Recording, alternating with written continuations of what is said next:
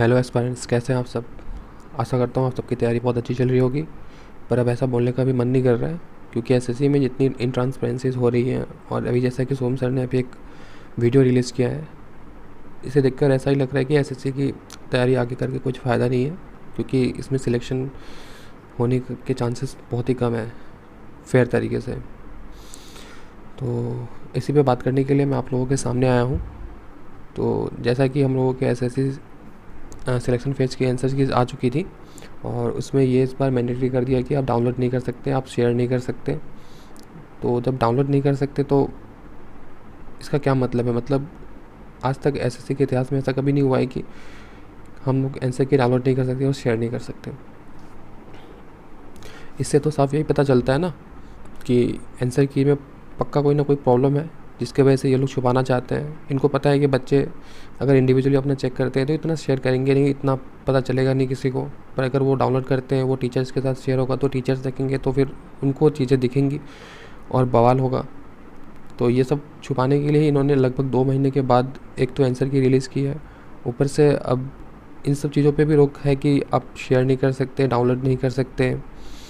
और अभी जैसा कि आरबीई के सोहम सर बता रहे थे कि पेपर रिपीट हुए हैं, और बहुत सारे चैनल्स ने तो मेमोरी बेस्ड पेपर करवा दिए थे पिछले दिन। तो जिन्होंने वो पेपर एनालिसिस देखा था उनको तो बहुत ज़्यादा फ़ायदा हुआ। तो उस शिफ्ट के मार्क्स तो सबके बहुत अच्छे आए होंगे, और बाकी शिफ्ट जिन्होंने ऑनेस्टी के साथ एग्ज़ाम दिया होगा उनके मार्क्स बहुत कम होते रह जाएंगे। तो सिलेक्शन भी उन्हीं का होगा जिन्होंने मेमोरी बेस्ड पेपर देखा हुआ था, पहले उनका एनालिसिस किया हुआ था। अब ऐसा लग रहा है कि ये 2-3 साल पहले से मैं कर रहा हूँ, मैं 2022 से कर रहा हूँ अच्छे से एसएससी की तैयारी। तो मुझे लग रहा है कि ये 2 साल पहले क्यों नहीं हो गया मेरा, या फिर 2024 वाले 23 वाले में मैंने सिलेक्शन क्यों नहीं लिया। इस बार आके मैं फंस गया हूँ। अब मुझे एसएससी पे बिल्कुल भी भरोसा नहीं रह गया है। बहुत रिग्रेट हो रहा है कि यार जो पिछले साल या फिर उसके पिछले साल जिन्होंने ले लिया सिलेक्शन, वो लोग बच गए। अब तो मुझे एक भी प्रोसेस सही नहीं लग रहा है। जैसे कि अभी सीजल का एग्ज़ाम ख़त्म हुआ, ये नेक्स्ट 14 अक्टूबर को लेने की क्या ज़रूरत थी। आप उसी दिन ले सकते थे, या फिर नेक्स्ट दिन।